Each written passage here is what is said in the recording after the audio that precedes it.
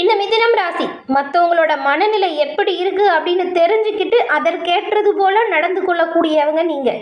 மற்றவங்களோட பிரச்சனையை கூட தன்னோட பிரச்சனையாக பாவித்து அந்த பிரச்சனைக்கான தீர்வை சொல்லக்கூடியவங்க மிதுன ராசி அன்பர்கள் நீங்கள்.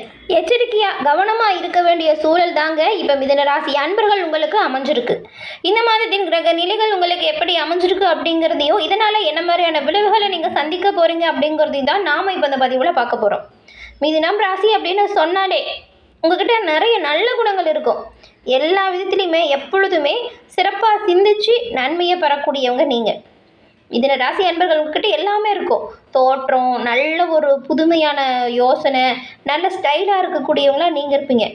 நீங்கள் எப்பொழுதுமே பாருங்கள், ஒரு விஷயத்தில் எடுத்துமா கௌத்தமானு செய்ய மாட்டீங்க. அமைதியான சுபாவமும், எந்த ஒரு விஷயமா இருந்தாலும் அதை உடனே கற்றுக்கணும் அப்படிங்கிற ஆர்வமும் அதிகமாக இருக்கும். மிதுன ராசிக்காரங்களை பொறுத்த வரைக்கும் நீங்கள் புதன் பகவானை ராசி அதிபதியாக கொண்டவங்க. எல்லா வகையிலுமே நீங்கள் சிறப்பான உயர்வையும் நன்மையும் பெறணும் அப்படின்னு நினச்சிங்கன்னா புதன்கிழமையில் நீங்கள் பெருமாள் வழிபாடு செய்யுங்க. நிச்சயமாக நல்ல ஒரு உயர்வையும் நல்ல ஒரு லாபத்தையும் நீங்கள் பெறுவீங்க. ஏன்னா புதனின் அம்சம் கொண்டவர் பெருமாள் அப்படிங்கிறதுனால மிதுன ராசிக்காரங்க புதன்கிழமையில் பெருமாள் வழிபாடு செய்யுங்க. அதுவும் முடிஞ்சால் வருஷத்தில் ஒரு முறையாச்சும் நீங்கள் திருப்பதி சென்று ஏழுமலையான புதன்கிழமையில் தரிசனம் செஞ்சுட்டு வாங்க. அதுக்கப்புறம் பாருங்கள், நீங்கள் சிறப்பான உயர்வு நிச்சயமாக பெறுவீங்க. ஏன்னா உங்கள் ராசியின் கடவுள் அப்படிங்கிறதுனால நீங்கள் கேட்குற நல்ல விஷயத்தை கொடுக்கக்கூடிய தன்மை கொண்டவர். உங்களோட பிரார்த்தனை விரைவில் நடக்கும். நல்ல ஒரு உயர்வு, நல்ல ஒரு செல்வ நிலை, இது எல்லாமே பெறணும் அப்படின்னா நிச்சயமாக நீங்கள் பெருமாளை வழிபடுங்க. இது எல்லாமே நடக்கும். உங்களுக்கு பெருமாள் பிடிக்கும் அப்படின்னாலும் ஓம் நமோ நாராயணா போற்றி அப்படிங்கிற மந்திரத்தை மறக்காமல் 3 முறை பதிவிடவும் செய்யுங்க. நீங்கள் அப்படி செய்யும்போது கூட ஒரு பிரார்த்தனை நினச்சிட்டு செய்யுங்க. அந்த பிரார்த்தனை விரைவில் நடக்கும். பெருமாளின் பரிபூர்ணமாக அருளாலும் எல்லா வகையிலுமே நல்ல ஒரு உயர்வையும் சிறப்பான யோகத்தையும் நீங்கள் கிடைக்கப்பெற்று நலமுடன் வாழ வாழ்த்துக்களையுமே உங்களுக்கு நாங்கள் தெரிவிச்சுக்கிறோம்.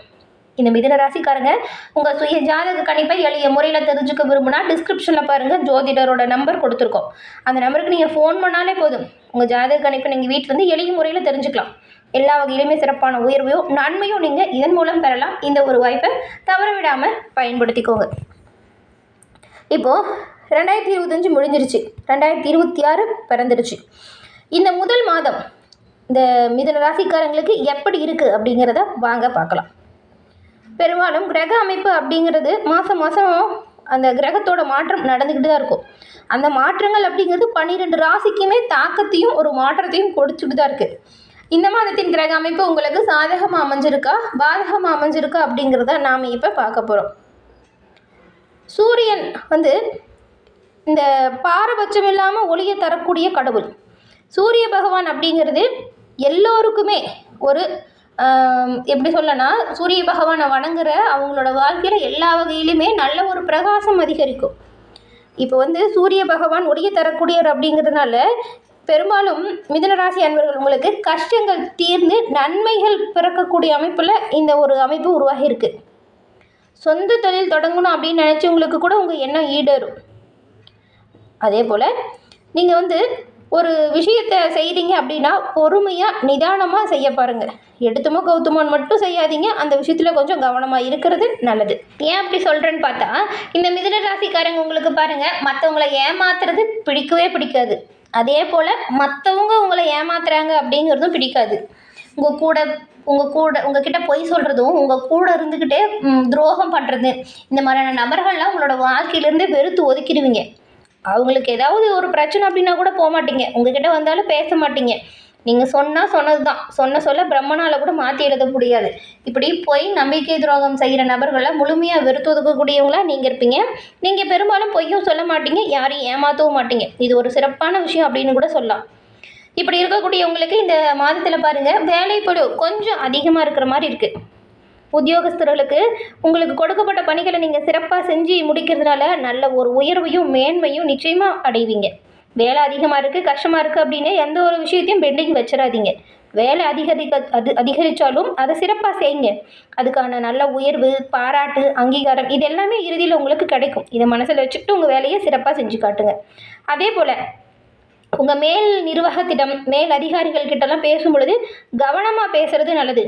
ஏன் எனக்கு மட்டும் இவ்வளோ வேலை, ஏன் என்னை இப்படி டார்கெட் பண்ணுறீங்க அப்படிலாம் எதுவுமே நீங்கள் போட்டு குழப்பிக்காதீங்க. உங்களுக்கு எவ்வளோ வேலை கொடுத்தாலும் சரி அதை சிறப்பாக செஞ்சு முடிங்க. அதில் நன்மையும் நல்ல ஒரு உயர்வையும் நீங்கள் பெறக்கூடிய மாதமாக இந்த மாதம் அமைஞ்சிருக்கு.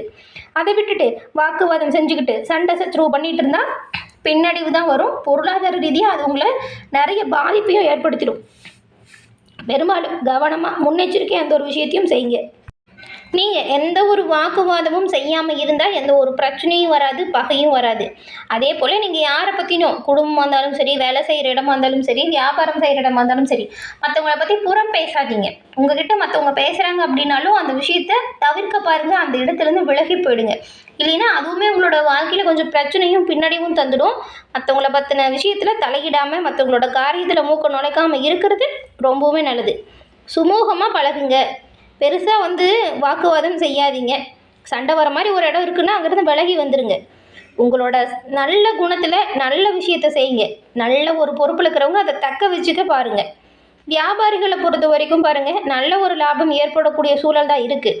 நீங்களுமே வாடிக்கையாளர்கள்கிட்டயோ பக்கத்தில் இருக்கிறவங்ககிட்டயோ சண்டை சச்சரவுகள் செய்யாதீங்க. வீணாக வாக்குவாதத்தை ஏற்படுத்தாதீங்க. இதை தவிர்க்க பாருங்கள். இந்த மிதுன ராசிக்காரங்க நல்ல ஒரு உயர்வை இந்த மாதமே பெற முடியும். அதே போல் நீங்கள் சம்பாதிக்கிற ஒரு மூலதனத்தில் ஒரு தொகையை முதலீட்டில் போடுவீங்க பாருங்கள். அந்த முதலீடுமே நல்லபடியாக இருக்கும். வெளிநாடு பயணம் செல்கிறதுக்கு கூட ஒரு சிலருக்கு வாய்ப்பு இருக்குது. நிறைய பேர் படிக்கிறதுக்கு வேலை செய்கிறதுக்கு வெளிநாடு போகணும் அப்படின்னு நினச்சிட்டு இருப்பீங்க. அதுக்கான முயற்சிகளை இப்போ செஞ்சிங்கன்னா நல்ல ஒரு உயர்வை நீங்கள் பெறலாம். வெளிநாடு செல்வதற்கான யோகம் இப்போ இருக்குது. இந்த வாய்ப்பை பயன்படுத்திக்கோங்க. குடும்ப தலைவிகளுக்குமே நீங்கள் பாருங்கள், இதுக்கு முன்னாடி நீங்கள் சொல்கிறது சரியாக காது கொடுத்து கூட குடும்பத்தில் இருக்கிறவங்க கேட்கல அப்படிங்கிற மாதிரியான சூழலில் இருப்பீங்க. உங்களுக்கு பக்கபலமாக இப்போ உங்கள் குடும்பம் இருக்கும். நீங்கள் எடுக்கிற முடிவுக்கு உறுதுணையாக உங்களோட குடும்பத்தில் இருக்கிறவங்க உதவியாக இருப்பாங்க. நீங்களுமே தேவையில்லாமல் பிள்ளைகள்கிட்ட கோவப்படாதீங்க. கொஞ்சம் அனுசரணையாக அவங்கக்கிட்ட நடந்துக்கோங்க. குலதெய்வ பிரார்த்தனையை நிறைவேற்ற பாருங்கள். நல்ல ஒரு உயர்வையும் நீங்கள் பெறலாம். இந்த மிதுன ராசிக்காரங்க இந்த மாதம் மறக்காமல் குலதெய்வ வழிபாடை செஞ்சுடுங்க. ஏன்னா குலதெய்வம் உங்களோட வாழ்க்கையில் நல்ல ஒரு உயர்வையும் நல்ல ஒரு முன்னேற்றத்தையும் தரக்கூடிய அமைப்பு இப்போ உருவாகி இருக்குது. அதாவது குலதெய்வத்தின் அருள் கிடைக்கக்கூடிய மாதமாக இந்த மாதம் அமைஞ்சிருக்கு. மறக்காமல் தவறாமல் நீங்கள் உங்கள் குடும்பத்தோட குலதெய்வ வழிபாடை செய்யுங்க. எல்லா வகையிலுமே நல்ல ஒரு உயர்வையும் இப்போ சொன்னலையா சின்ன சின்னதாக பிரச்சனை, அந்த பிரச்சனையிலிருந்து விடுபடக்கூடிய வாய்ப்பு கூட நீங்கள் குலதெய்வத்தின் அருளால் பெறலாம். கூடவே இருந்து நன்மை பயக்கும் தெய்வம் குலதெய்வம். அதனால் குலதெய்வ வழிபாடு இந்த மாதம் செய்யுங்க, நன்மையை பெறுவீங்க. இந்த பதிவை பார்த்துட்டு இருக்க நீங்கள் உங்கள் குலதெய்வம் என்ன தெய்வம் அப்படிங்கிறதையும் நம்ம சேனல் கமெண்ட் பாக்ஸில் தெரிவிங்க. உங்கள் குலதெய்வத்தின் அருளால் உங்களோட வாழ்க்கையில் எல்லா வகையிலுமே நன்மைகளையும் நல்ல ஒரு உயர்வையும் நீங்கள் நிச்சயமாக பெறுவீங்க. எல்லா வகையிலுமே சிறப்பான உயர்வை பெற்று நலமுடன் வாழ்வதற்கான அமைப்பை குலதெய்வம் கண்டிப்பாக உங்களுக்கு தரும். நாங்களுமே உங்களுக்காக வாழ்த்துக்களையும் உங்கள் குலதெய்வத்திடம் நாங்கள் பிரார்த்தனையும் செஞ்சுக்கிறோம். அதுவும் இந்த வருடம் ரொம்ப நல்ல பயன்தான் இருக்குது. மிதுன ராசிக்கு 10ஆம் இடத்துல சனி பகவானும், 9ஆம் இடத்துல குரு பகவானும், 3ஆம் இடத்துல கேது பகவானும், ராசியில் பாருங்கள் மே மாதம் இறுதி வரைக்கும் குரு பகவானும் இருக்காங்க. இது குரு பகவான் ராசிக்கு 2ஆம் இடத்துல பயிற்சியாகி இந்த வருஷம் முழுவதுமே உங்களுக்கு சஞ்சாரம் செய்கிறாரு. 10ஆம் இடத்துல சனி இருக்கிறதுனால பதவி உயர்வு வரும். பதவி உயர்வு, சம்பள உயர்வு, வம்பு வழக்குகள்லாம் சாதகமான நிலையை நீங்கள் பெறுவீங்க.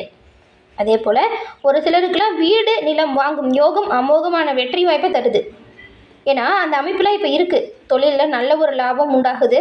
9ஆம் இடத்துல ராகு பகவான் இருக்கிறதுனால உங்கள் அப்பாவின் உடல் ஆரோக்கியத்தில் கொஞ்சம் கவனம் மட்டும் செலுத்தணும். வெளிநாடு தொடர்பு மூலம் சில ஆதாயத்தையுமே நீங்கள் பெற போகிறீங்க.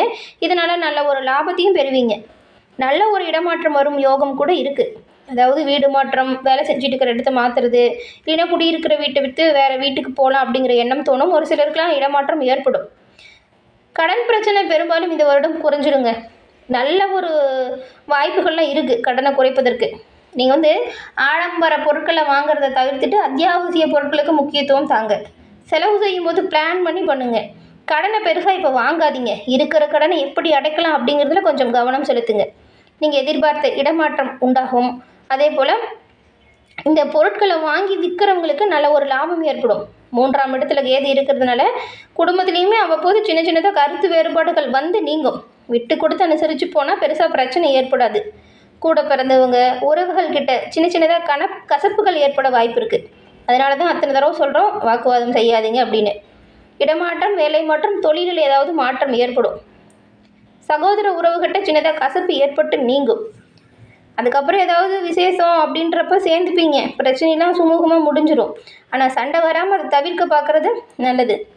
உங்கள் ராசியில் குரு பகவான் இருக்கிறதுனால இந்த வருஷம் கொஞ்சம் உங்களுக்கு பொறுப்பு அதிகமாக இருக்கும். ஆனால் விருப்பம் எல்லாமே நிறைவேறும். புத்திர பாக்கியம், பிள்ளைகளால் அனுகூலம் வரும். நேயர்களே, இந்த பதிவு நீங்கள் பயன்பெறக்கூடிய வகையில் அமைஞ்சிருக்குன்னு நினைக்கிறோம். பதிவு பிடிச்சிருந்தால் லைக் பண்ணுங்கள், ஷேர் பண்ணுங்கள், மறக்காமல் சப்ஸ்கிரைப் பண்ணி கூட வர பெல் ஐக்கானை கிளிக் பண்ணி வச்சுக்கோங்க. தொடர்ந்து பார்த்தமைக்கு நன்றி நேயர்களே. நன்றி, வணக்கம்.